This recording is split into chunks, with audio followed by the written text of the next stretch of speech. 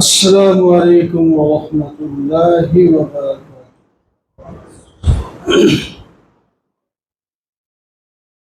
अल्हम्दुलिल्लाह अल्हम्दुलिल्लाहि वकफा वस्सलातु वस्सलामु अला सय्यिदिर रुसुलि व खातमिल अंबिया। अम्मा बाद फ़अऊज़ु बिल्लाहि मिनश शैतानिर रजीम। बिस्मिल्लाहिर रहमानिर रहीम।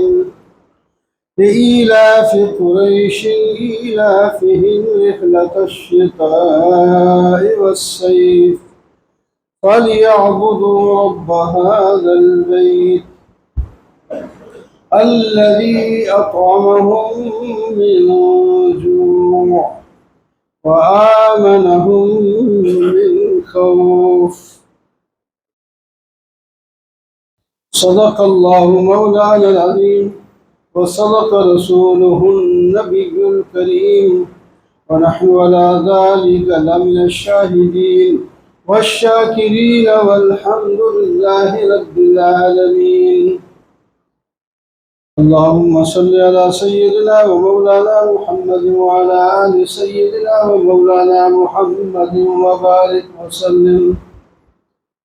محترم معزز सामीन, बुजुर्गों, दोस्तों, अजीज, आज अगस्त की 8 तारीख है और सफ़र की 13 तारीख। दोनों को अल्लाह ने जोड़ दिया। सफ़र के बारे में तो अभी आप सुन रहे थे और खुसूसी तौर पर ही आज 13वां दिन है ना। सफ़र के पहले 13 दिनों को लोग 13 तेजी के नाम से मशहूर किए हुए हैं कि ये पहले जो 13 दिन है ना सफ़र के, इसमें तेजी से बलाएं उतरती हैं, मसाइब आते हैं, बीमारियां आती हैं और पूरे महीने में खुशी, शादी, ऐसे कामों से परहेज करते हैं। अब अल्लाह ताला ने इकट्ठा कर दिया अगस्त को भी उसी महीने में। अब न मनाओ फिर खुशियाँ। अगस्त में खुशियाँ मनानी होती हैं कि हम आज़ाद हुए, आज़ादी की खुशी। और आप जिधर जाएं, दुकानों पर, सड़कों पर झंडों की बहारें, झंडियों की बहारें, बाजे, जो 2-4 दिन अभी 14 तक तो आगे बढ़ते जाएंगे। नबी अलैहिस्सलाम ने फरमाया, जिस घर में तस्वीर हो उसमें रहमत के फरिश्ते नहीं आते। इस बात पर हमें, इन बातों पर हमें कुछ नहीं होता, रहमत के फरिश्ते नहीं आते। तो चूँकि वहाँ लफ्ज़ है फरिश्ते नहीं आते, तो बाद लोगों ने ये समझ लिया कि बस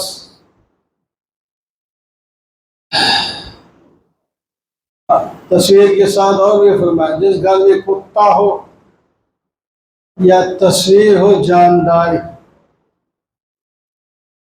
उसमें रहमत के, उसमें फरिश्ते नहीं आते। बस यहाँ फरिश्ते नहीं आते।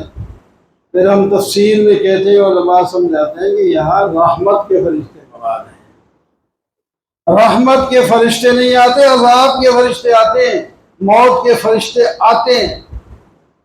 कुत्तों को भी मौत आती है, उनकी भी जान निकाली जाती है। तो बहरहाल अल्लाह की नेमतों का जहाँ शुक्र अदा करना है, वहां उनको इस्तेमाल भी सही करना है। गलत इस्तेमाल करने से मुजरिम हो जाता है इंसान। सही इस्तेमाल करें। इसराफ हराम है। अल्लाह ताला इसराफ करने वाले को पसंद ही नहीं करते। वला तुस्रिफु इन्नहु ला युहिब्बुल मुस्रिफीन। इसराफ न करो, फजूल खर्ची न करो। अल्लाह ताला फजूल खर्ची करने वाले को पसंद नहीं करते। तो जो अल्लाह को पसंद ना हो और किसको पसंद आए? किसी को पसंद नहीं आए। हजरत उमर की बातें चल रही थी पहले कई जुम्मा से। उनके पास कस्तूरी आई, इत्र, खुशबू की चीज काफी मिकदार में बाहर से आई तो तकसीम करना। फरमाया कोई मुझे तोल के ये दे दे, इससे बना के तो मैं तकसीम कर दूँ। बीवी ने कहा है तो मैं काम कर सकती हूँ। हजरत आतिका रज़ी अल्लाह तआला अन्हा बड़े बहुत बड़े दर्जे की सहाबियाँ हैं। अल्लाह फरमाया नहीं तो इसको तकसीम नहीं कर सकती। क्यों? फरमाया फिर जब तू इसको हाथ तो लगाएगी तो इतर का फायदा यही होता है, उस हाथ लगाएगी, उससे तोलेगी, फिर वो हाथ अपने जिस्म पे भी लगाएगी तो वो खुशबू जो तेरे जिस्म पे लगेगी उसका फायदा मुझे भी होगा। इतना फायदा लेने से भी वो इनकार कर रहे हैं। कोई और एक और जगह आपने अल्लाह एक तोहफा भेजा सफीर के हाथ, बीवी और दूसरी बीवी थी हजरत उम्मे कुलसूम। उसने शीशियां खुशबू की भर के भी तोहफा दे दी कि उनकी औरतों को ये दे देना। उन्होंने वो कबूल कर लिए और वापस हीरे जवाहरात उस खुशबू की जगह जो इसने भेजी थी भाई ने, वो शीशियां भर के दे दी।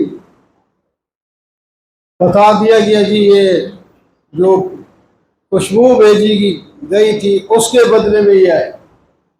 हजरत उम्मे कुलसूम ने फरमाया ये तो फिर मेरा माल है, मैंने जो भेजी थी। फरमाया नहीं, ये बैतुल माल का माल है, तेरा नहीं। तो इतना चलो कर सकती है जितना तूने उस खुशबू पर खर्च किया था, आखिर खरीदा था जो भेजा है, तो उतने पैसे ले सकती है जितने की तूने वो खुशबू उनको भेजी थी, बाकी बैतुल माल में जमा करा। ऐसे लोग थे वो, ऐसे लोग थे वो। क्या ख्याल है? हजरत बीमार हो गए, हजरत उमर रज़ी अल्लाह तआला अन्हु, हकीम साहब ने कहा खुश अपना जो है शहद इस्तेमाल करो, इस तरह करके इस बीमारी का इलाज वो है।